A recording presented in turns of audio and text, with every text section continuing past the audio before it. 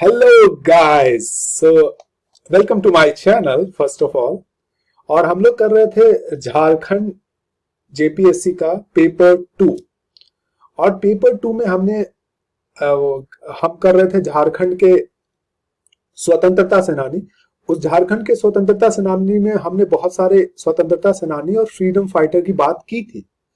और आज जो स्वतंत्रता सेनानी, आज चार स्वतंत्रता सेनानी की बात करेंगे, लेकिन इसको मैंने दो भाग में डिवाइड कर दिया। दो स्वतंत्रता सेनानी की बात फर्स्ट वीडियो में करेंगे और दो स्वतंत्रता सेनानी की बात सेकंड वीडियो में करेंगे। और हमारा झारखंड का स्वतंत्रता सेनानी इस दो वीडियो के बाद समाप्त हो जाएगा। So let us do Jharkhand के स्वतंत्रता सेनानी। ओके, सो आज जो स्टार्ट कर रहे हैं हम लोग झारखंड के स्वतंत्रता सेनानी, द फर्स्ट झारखंड का स्वतंत्रता सेनानी है जत्रा भगत। जो आप स्कल्पचर देख रहे हैं या जो मूर्ति देख रहे हैं वो जत्रा भगत का है। लेफ्ट साइड में ये मूर्ति जत्रा भगत का है।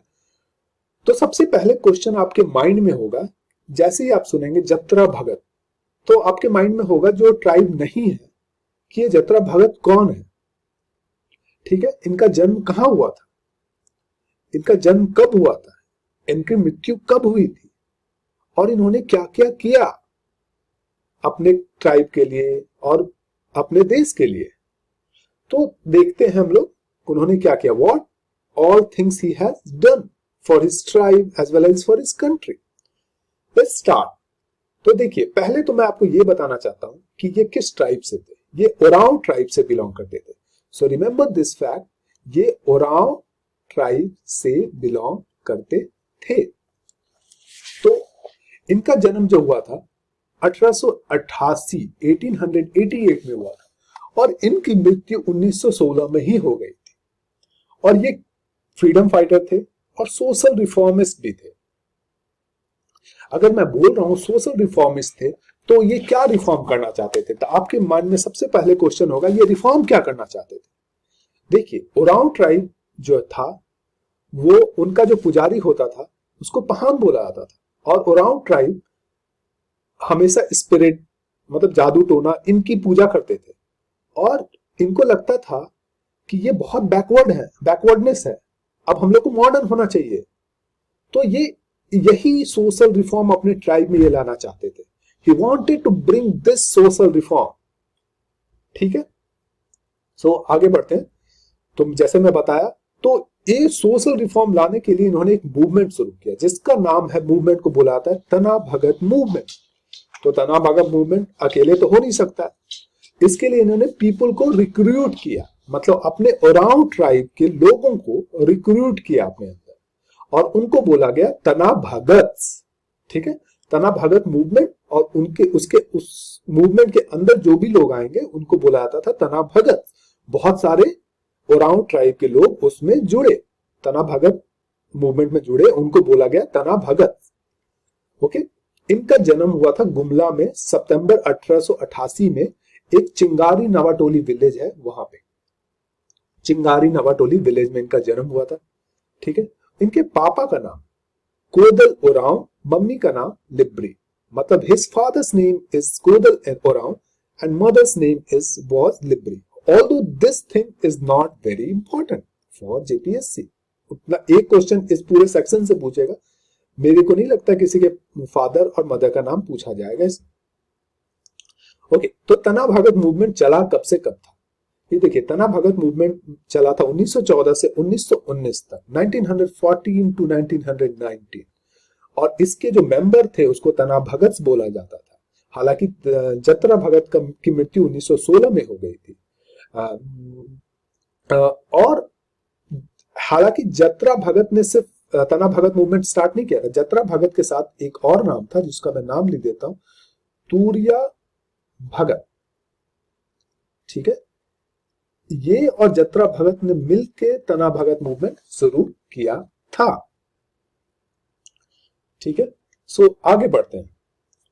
तो तना भगत मूवमेंट की प्रॉब्लम तो एक तो थी, ये social structure of Oram tribe को चेंज करना चाहते हैं। ऑब्वियसली वहां वो, उनको लगता था कि जो भी हो रहा है वो बहुत बैकवर्डनेस है। स्पिरिट की पूजा करना, भूत की पूजा करना, ये सब बहुत पुराने जमाने की बात है, और अब modern, we should think modern, हम लोग को मॉडर्न सोचना चाहिए। और लेकिन दूसरा मूवमेंट था ऑब्वियसली टैक्स। ब्रिटिश देखिए इंपोज करते थे टैक्स, सब पे इंपोज किया पूरे इंडिया में। इन ब्रिटिश ने बहुत ज्यादा ऑपरेशन किया है हर इंडियन पीपुल का। तो ये तना भगत अपोज किया टैक्स जो कि इंपोज करते थे ब्रिटिश, ठीक है, इनके ट्राइब पे। और हालांकि इन्होंने अपोज, बहुत सारे ट्राइब के पीपुल पहले भी अपोज कर चुके हैं, लेकिन वो अपोज कैसे करते थे? तीर और धनुष से, लड़ाई से, लेट्स फाइट। बट इन्होंने तीर और धनुष का यूज नहीं किया, इन्होंने यूज किया सत्याग्रह का यूज किया, सिविल डिसोबीडियंस का यूज किया, ठीक है। और ये अगर देखा है तो गांधी से पहले का सिविल डिसोबीडियंस है, क्योंकि गांधी तो 1915 में इंडिया आए थे साउथ अफ्रीका से। तो इंडिया में देखा जाए तो ये गांधी से पहले इन्होंने शुरू किया था सिविल डिसोबीडियंस और सत्याग्रह, ठीक है।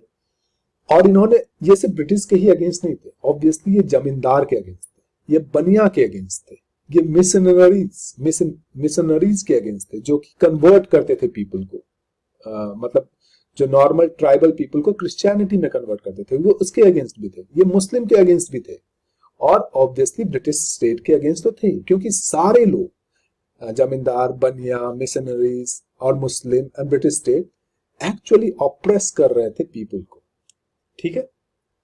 तो दे अपोज्ड, ही अपोज्ड एवरीवन, लेकिन तीर धनुष से नहीं, सिविल डिसोबीडियंस, सत्याग्रह, ठीक है।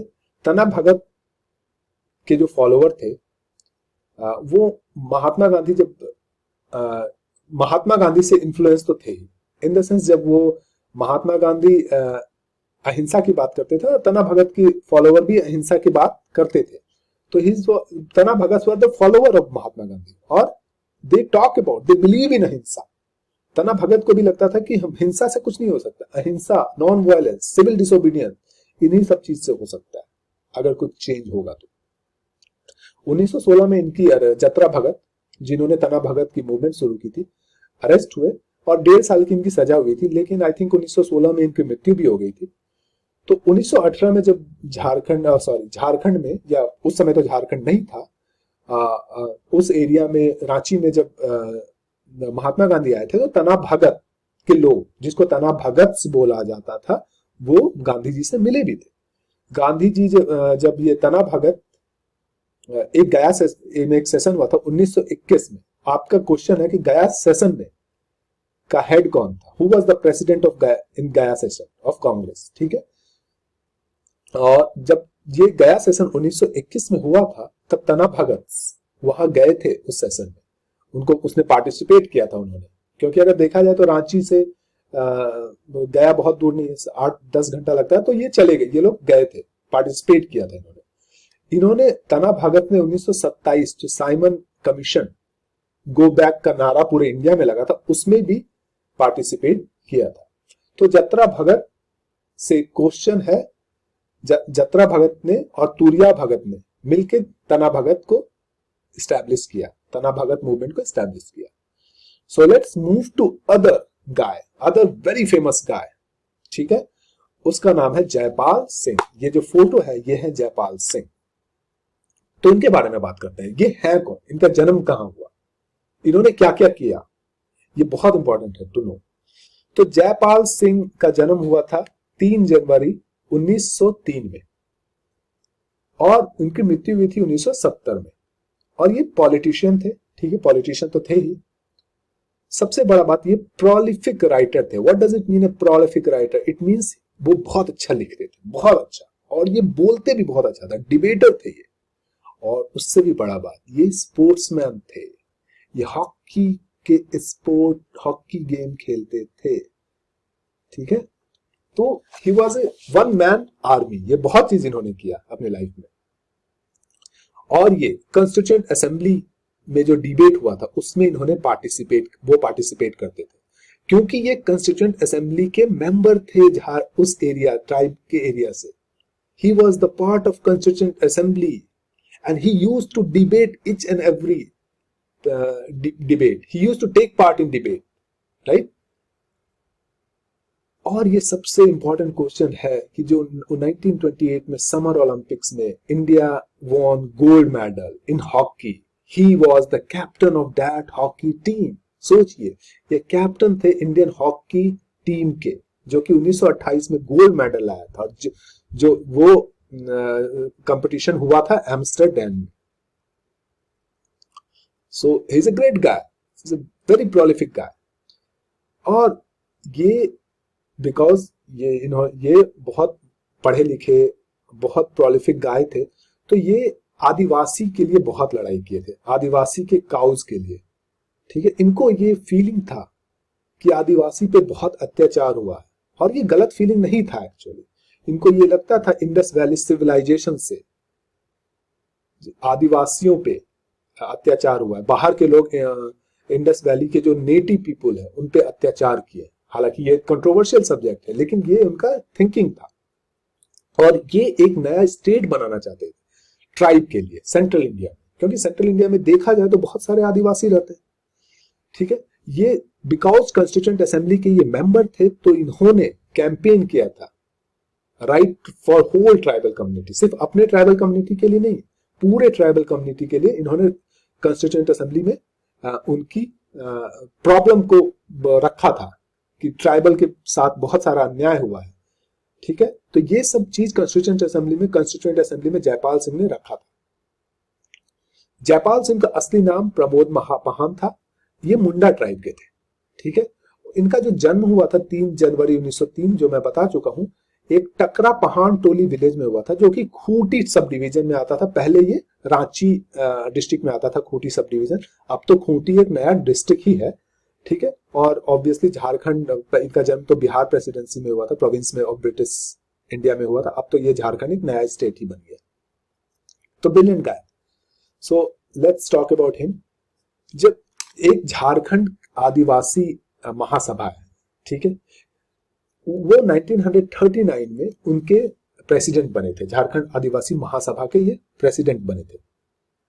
और 1940 में जो रामगढ़ सेशन हुआ था, ये सुभाष चंद्र बोस से बोले थे कि हमें सेपरेट स्टेट चाहिए झारखंड। तो इन्होंने मांग उठाई थी, उस समय भी उठाई थी सुभाष चंद्र बोस से। ठीक है, और इंडिपेंडेंट इंडिया, जब इंडिया इंडिपेंडेंस हुआ तो आदिवासी महासभा जो है ना, झारखंड पार्टी बन गया।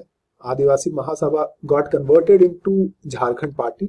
और इनको लगा था कि अगर हम सिर्फ ट्राइब की बात करेंगे तो जो नॉन ट्राइब हैं, जो झारखंड के सदान है, वो हमसे कभी नहीं जुड़ेंगे। इसलिए लॉन्ग टर्म गोल, जो कि झारखंड एक न्यू स्टेट बनाने के लिए हमको सारे लोगों को लेना होगा, एक साथ लेके चलना होगा।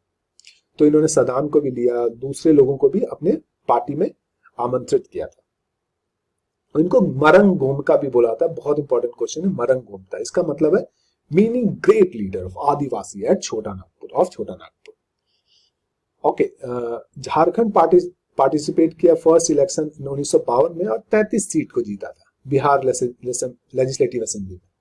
ठीक है, 1962 में हालांकि सिर्फ 20 सीट जीता था, लेकिन 1962 में झारखंड पार्टी ने एक मेमोरेंडम दिया था, स्टेट रीऑर्गेनाइजेशन कमीशन। उस समय स्टेट का रीऑर्गेनाइजेशन हो रहा था और नए नए स्टेट बन रहे थे बेस्ड ऑन लैंग्वेज, लेकिन डिमांड को माना नहीं गया, क्योंकि वो बोला गया कि इस रीजन में बहुत सारे लैंग्वेज बोले जाते हैं, हर ट्राइब अपना अपना लैंग्वेज बोलता है, और ये लैंग्वेज का कोई लिंक लैंग्वेज नहीं है। और स्टेट रीऑर्गेनाइजेशन कमीशन को ये लगा कि अगर झारखंड एक अलग स्टेट बना देंगे तो इनका इकोनॉमिक डेवलपमेंट भी रुक जाएगा। ठीक है, इसलिए इन्होंने उस समय झारखंड स्टेट नहीं बनाया था। हालांकि ये सब चीज हम बात करेंगे जब हम पढ़ेंगे झारखंड आंदोलन एवं राज्य गठन, जिससे 2 क्वेश्चन आएगा। और जयपाल सिंह, ये तो ये कॉन्स्टिट्यूएंट असेंबली का ही बात है। तो जयपाल सिंह जो है ना, 3 कमेटी के मेंबर थे, 1 नहीं 2 नहीं 3 कमेटी। कॉन्स्टिट्यूएंट असेंबली में बहुत सारे कमेटी होते थे, इसमें 3 कमेटी के मेंबर थे, लेकिन the most important committee including advisory committee के वो मेंबर थे। ये क्वेश्चन पूछा जा सकता है। So guys, that's it for this video. We'll talk about 2 other guy, Dhananjay Mahato and Ram Narayan Singh in the next video, जो अभी मैं अपलोड करूंगा कुछ देर में। So bye guys. Do like, subscribe to my channel and study well. Enjoy.